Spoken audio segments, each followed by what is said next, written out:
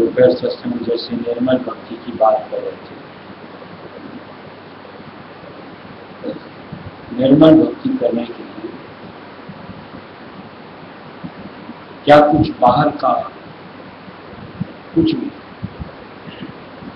होना जरूरी होता है कि कुछ हो तो ही निर्मल भक्ति हो पाएगी, नहीं तो नहीं हो पाएगी।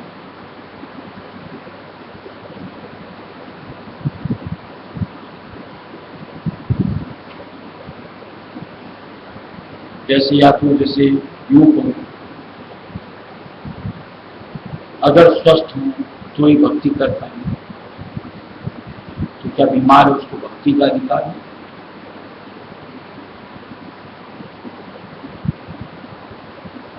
कि आज किसी की हाथ है पांव है तो ही भक्ति कर सकता है, अपंग है तो भक्ति नहीं कर सकता।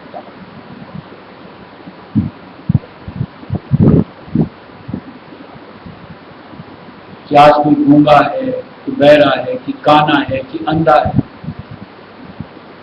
क्या उसे भक्ति का अधिकार नहीं?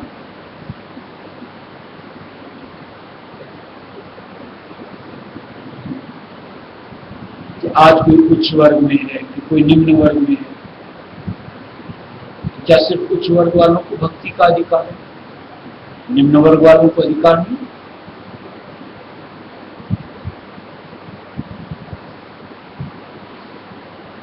कि आज किसी के पास 2 पैसे हैं तो वो भक्ति का अधिकार रखता है, गरीब को भक्ति का अधिकार नहीं?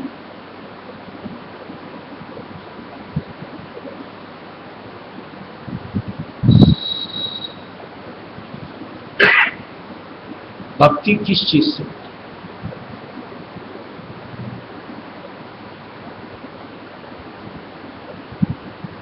भक्ति करने के लिए निर्मल मन और मालिक के प्रति भाव, और ये किसी में भी आ सकता है, और जिसमें आ गया वो निर्मल भक्ति करने की काबिलियत रखता है। और सब कुछ है, मन निर्मल नहीं है, मालिक का भाव नहीं उमड़ता, सब वृथा है।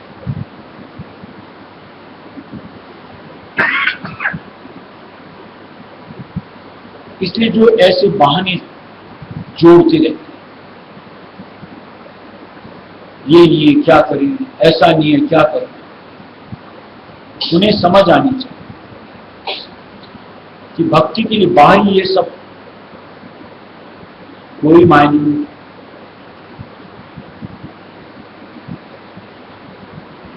भक्ति न करीबी की मोहताज, न दूरी का एहसास, कहीं से भी हो सकता। लौ लग गई तो आप कहीं कोसों दूर बैठे हो तो आप मालिक से करीब, और अगर करीब रह करके अंतर में अगर मालिक की भावना नहीं थी, करीबों की बोल दूर।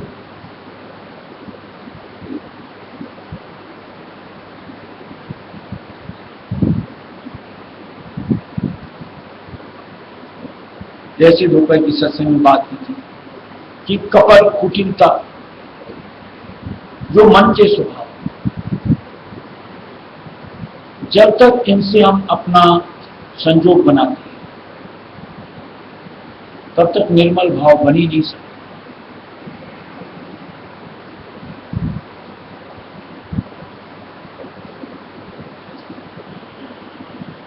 ये जब हमसे अलग हो जाएंगे,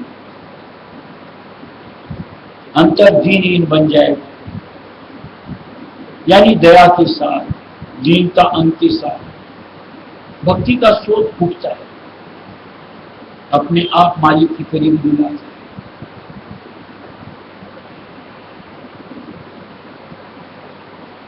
और जिनके अंतर में कुटिलता ही भरी रहती है,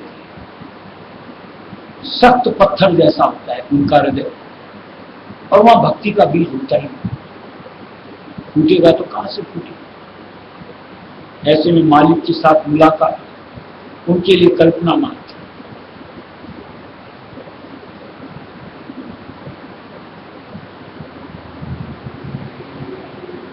इसलिए अगर मालिक के साथ अपने आप को जोड़ना है तो इन बहानेबाजों से अलग करें अपने आप, अंतर के मन को पाक साफ करें और उसमें मालिक की भाव की अभिवृद्धि जितनी बन सके, जो कि अपने आप को मालिक के स्वरूप में यानी उनके वचनों से जोड़ोगे, अपने आप इकट्ठी होती है, फूटती है, मालिक के साथ संगम करो।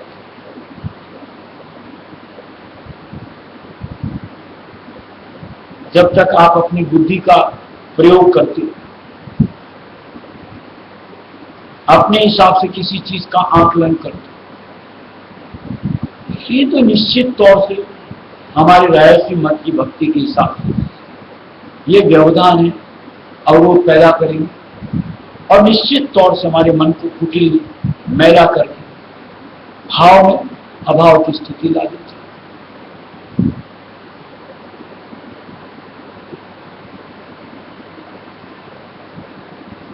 यहां तो सिर्फ मालिक की मौज को निहारना और उस मौज में अपने रजा देना, यही सिखाया जाता है।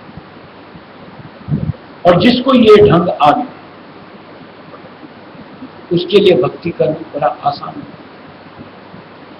और वही दुनिया से अपने आप को अलग करता हो, मालिक का सच्चा बंदा बनता है, यानी बतौर सेवा, और वही मालिक की नियामत प्राप्त करने का हकदार है।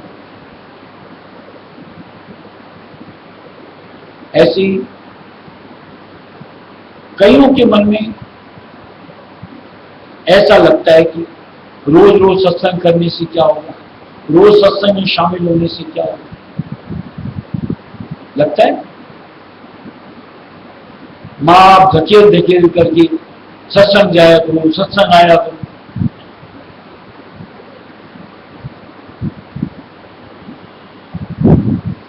सत्संग एकमात्र ठौर होती है जहां से हमारे सुधार का रुख बनता है।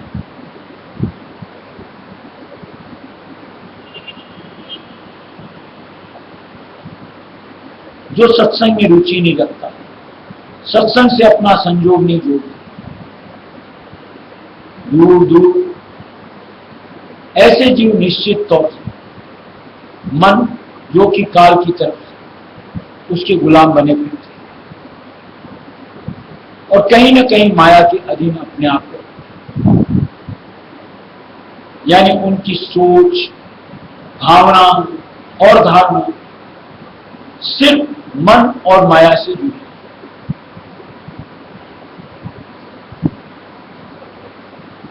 मालिक की यानी संतों की शरण मिलने से पहले हम लोग यही खेल खेलते थे, यानी मन के सुझाए, मन और माया के साथ जुड़े गए और उसका नतीजा हमारे लिए क्या मिला, इसकी समझ तो अगर मनुष्य देह में और थोड़ी सी भी बुद्धि आ जानी चाहिए। और जहां अंतर से रुचि के साथ अपना काम बनाने की निस्बत सत्संग से अंतर्मन से जुड़ो, उसके बाद के हालात को परखो, निहारो, तो सत्संग की कदर कीमत समझ में आवे।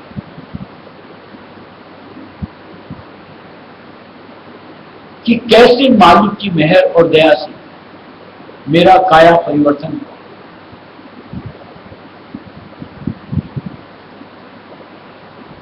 कहां इस घट के अंदर भी पूरी तरीके से दुनिया समाई, दुनिया की चाहनाएं समाई,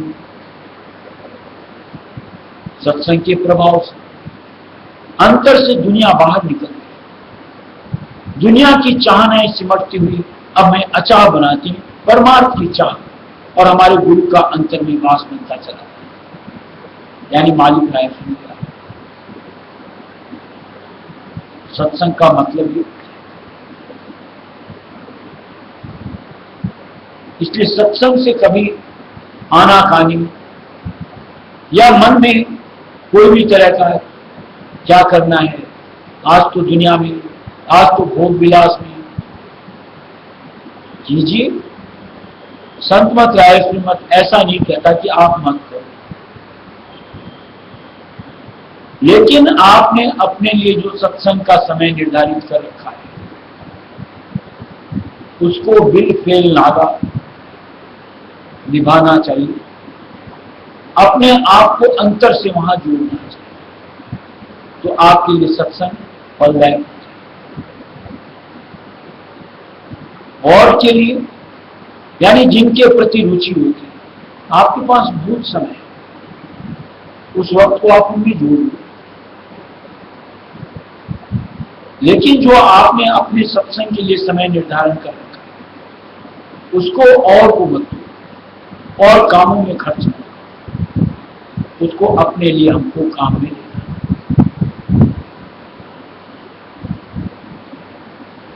इसके लिए किस्सा पढ़ा था, कबीर साहब का है कि कबीर साहब जैसे सत्संग वगैरह किया करते थे, तो ऐसे ही किसी की औलाद खुद भी जाते थे, औलाद को भी कहते थे सत्संग जाया कर, सत्संग जाया कर, और बेचारा माँ बाप के डर से दबाव से सत्संग आता। एक दिन कबीर साहब से पूछ बैठा कि ये रोज रोज सत्संग आने से क्या होता है?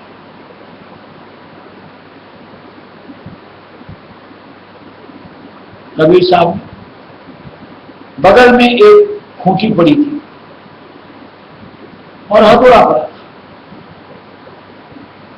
खूंटी को जमीन पर लगाया और एक हथौड़ा मार दिया। कुछ देर बच्चा इंतजार किया कि जवाब मिलेगा, नहीं मिला, चला गया। दूसरे दिन फिर आकर के वही सवाल कि कल मैंने आपसे एक सवाल पूछा था, आपने जवाब नहीं दिया। कबीर साहब ने उसके ऊपर एक बार और हथौड़ा। ऐसे 3 दिन 4 दिन तक यही सिलसिला चलता है। आखिर झल्ला के पूछा, मेरे सवाल का जवाब क्यों नहीं देती? मैं तो तेरे को रोज सवाल का जवाब देता, ये जो मैं इस खूंटी के ऊपर हथौड़ा मारता हूं इससे इसकी जमीन के साथ पकड़ मजबूत हो जाती है। फिर इससे आप किसी भी जानवर को बांधो, वो यहीं बंधा रहे, और जब तक इसके ऊपर चोट न मारो, यानी ये पूरी तरीके से मजबूत नहीं हुआ, तो इसको तो कोई भी पशु खींच करके ले जा सकता है। सत्संग का प्रभाव कि मन के ऊपर चोट पड़ती है, ये काबू में रहता है। अगर सत्संग का आधार न मिले तो ये मन तो हमें कब का घसीट घसीट करके कहां से कहां तक ले जाता है। इसलिए सत्संग कभी भी निरर्थक नहीं होता। हम उसके प्रभाव को देखते हैं जो नित्य में करते हैं। क्या मन हमारे साथ अब नहीं है? वो तो है ही। जब तक त्रिपुटी पार नहीं करी तब तक तो जुड़ा ही रहेगा। लेकिन पहले हम इसके सामने विवश पाते थे अपने आप को। ये कोई भी उच्चंग उठाता और हम इसके कहे, इसके अनुसार किस तरीके से अपने आप को बहा ले जाते सत्संग करते करते। अब ये हमारी ताबेदारी में, जैसा हम चाहते हैं वैसी हरकत करता है, वैसी सोच बनाता है। ये सत्संग का प्रभाव।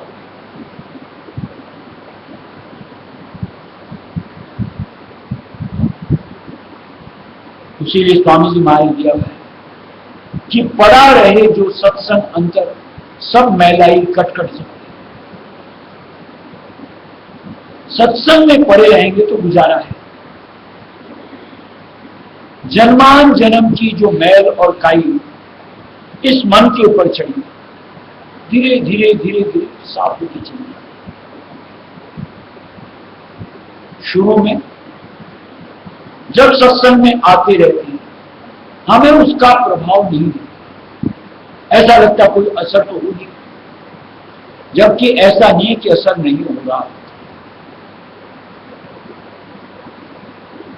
थोड़ा सा समय दिया जाएगा, मैल करते करते फिर उसका स्वरूप बाहर आता है, जो उसका वास्तविक स्वरूप। अब जरा सा जैसे विचार कि मान लो कोई कपड़ा बहुत महंगा है, अब अगर उसको अपन एक ही दिन बैठ करके चाहे कि इसको तो साफ करो, रगड़ते जाओ रगड़ते जाओ रगड़ते जाओ जाओ, फट जाएगा, तार तार हो जाएगा। और मालिक ऐसा नहीं करना चाहते हमारे साथ कि कोई बंदा आ गया तो उसको एक दिन में रगड़ डाल, छिटक पड़ेंगे, भग जाएंगे। इसलिए सत्संग के जरिए मालिक नित्य में कुछ न कुछ दया मेहनत की बख्शिश करते हैं, जिससे हमारे मन के स्वभाव में परिवर्तन आता जाता है।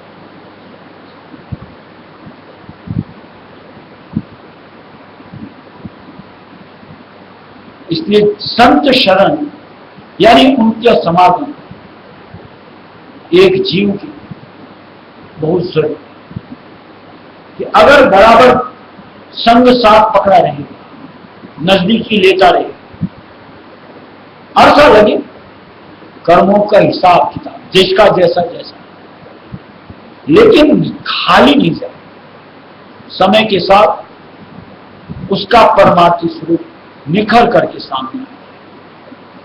यानी उसके बाद उसकी चाह ये दुनिया की भोग वासना की नहीं, निर्मल परमात्मा यानी मालिक से मालिक की अंतर से पूछते।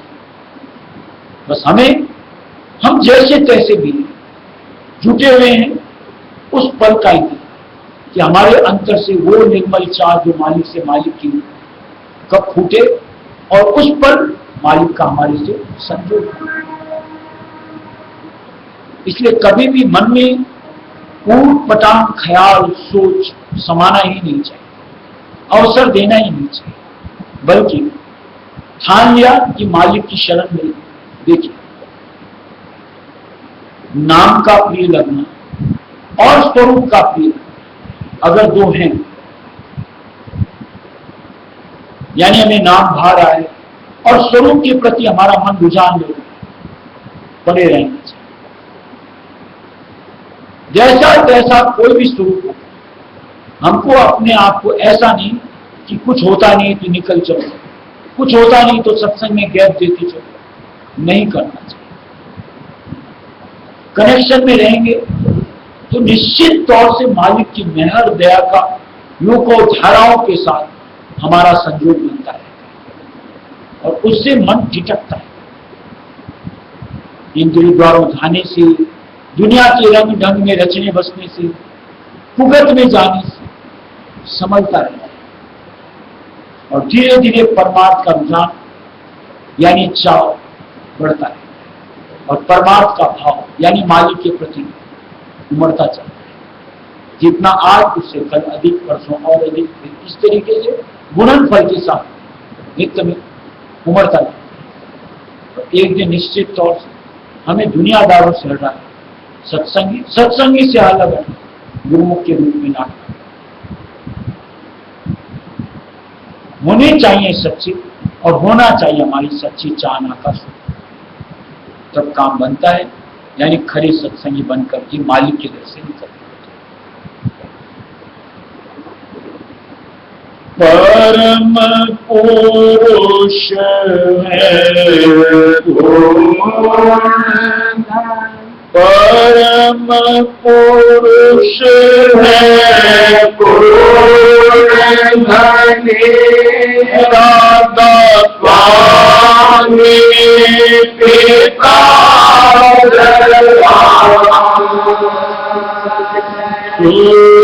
तो चलना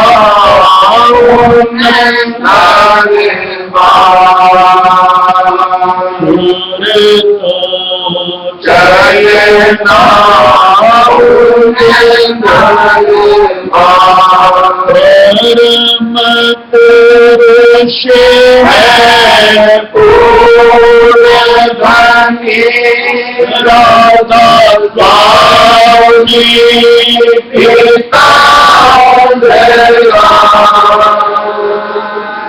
पूरे को चलना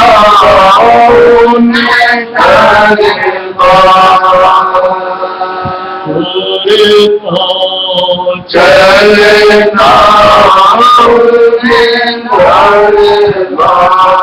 ये तो काले माया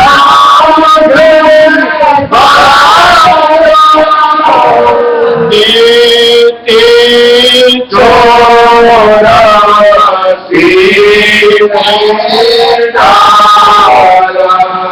ये तो काले माया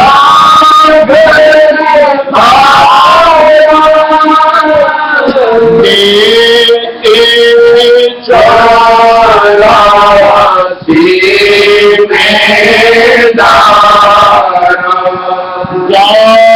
पावे नाही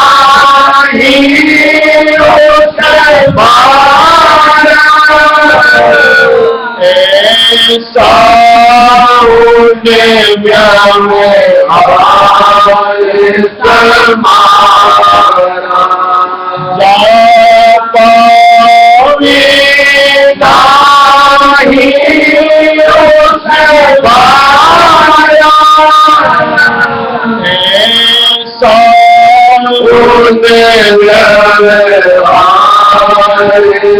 नाही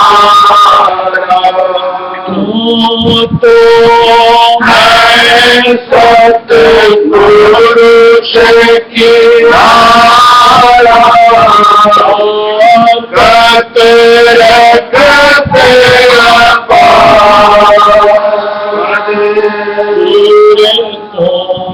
चलना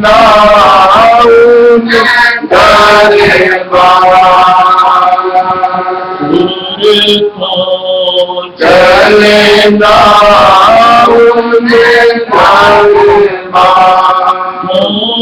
तो है सतपुरुष की धारा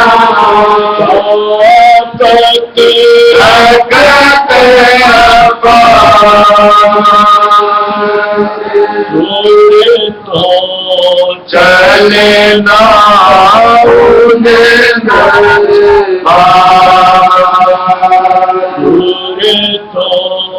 चलना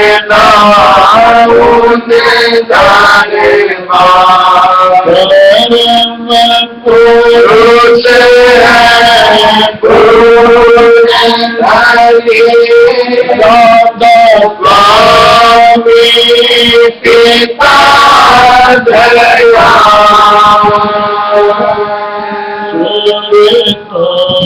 चलना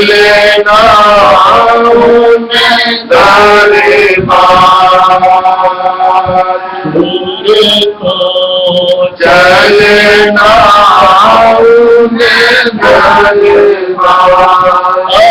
अपने आप को जो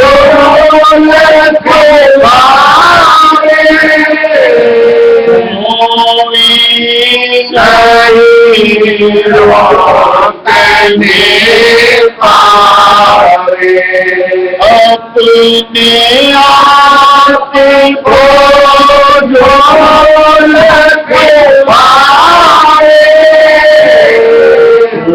कोई नहीं रोकने पारे अंतर होकर राधा स्वामी गावे आदि भाग्य बदलावे अंतर होकर राधा स्वामी गावे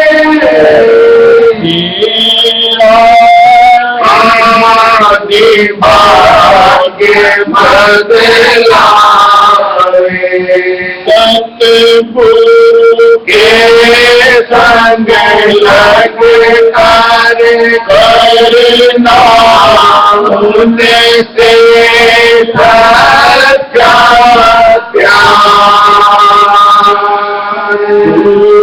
तो चलना उन्हें दरबार, तो चलना उन्हें दरबार, सतगुरु के संग लग कर करना उनसे सच्चा प्यार, चलना उन्हें दरबार, चलना उन्हें दरबार, परम पुरुष है गुरुधनी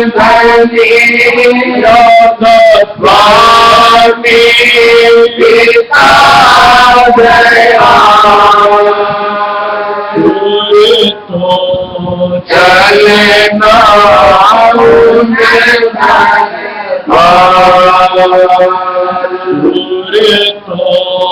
चलना उन्हें दरबार, जब तम के घर होगी निश दिन सतगुरु गुण गाओगी,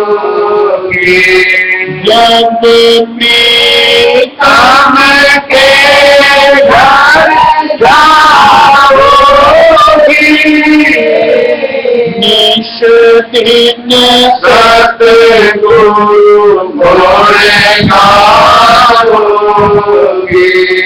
स्वामी बिना नहीं होगी, संग संग में नित नाओगी,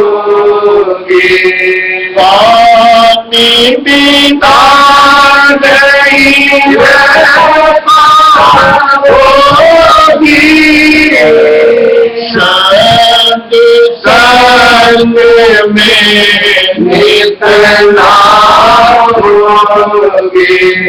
संत रंग प्रगति का तेरा स्वामी करेगा प्यार,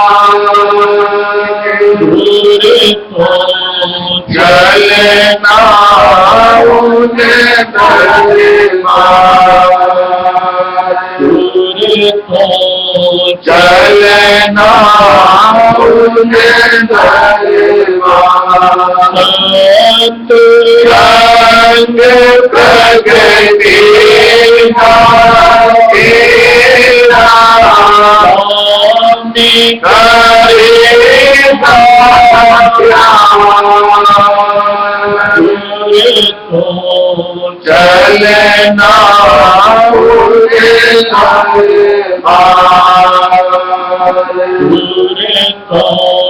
चलना उन्हें दरबार, परम पुरुष है गुरुधनी स्वामी पिता दयाल, चलना उन्हें दरबार, चलना उन्हें दरबार, चलना उन्हें दरबार। देखिए समर्थ की शर्त, और संत मत के हिसाब से सत्संग नाम होने का होता है जिनको समर्थ की शरण अगर मिल जाए निश्चित तौर से ये जो जिंदगी हमारी सार्थक बन जाती है, यानी अपने काम बन जाए।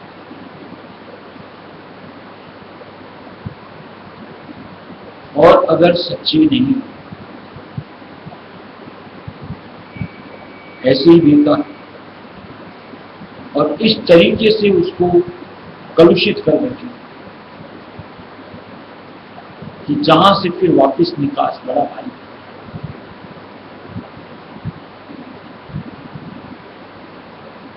इसलिए सबसे पहले सच्चे गुरु का आधार तलाशना चाहिए और मिल जाए मालिक की दया से, जो कि इस मंडल में होती है। फिर अपने आप को भरसक प्रयत्न ये करना है कि किसी भी तरीके से अपने आप को उनसे जुड़ेगा, नजदीकी लेते गए सत्संग का यौन बनाते चले। अपने आप मन का रवैया यानी ढर्रा चेंज होगा, रुझान दुनिया की जगह परमार्थ के प्रति बढ़ेगा और अपने आप मालिक का निर्मल भाव अंतर से सोच के रूप में फूटेगा। वो अवसर आज आ जाए, अभी आ जाए, हो सकता है 50 साल का।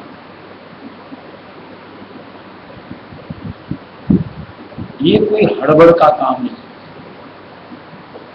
मालिक की मौज के ऊपर छोड़ना चाहिए और अपनी तरफ का समर्पण कि किसी तरीके से जुड़ा करते चलना चाहिए। और जिसने ऐसे अपने आप को मालिक पे छोड़ दिया, मालिक उसको फिर अधूरा नहीं, पूरा यानी अपना साथ देकर के याद करो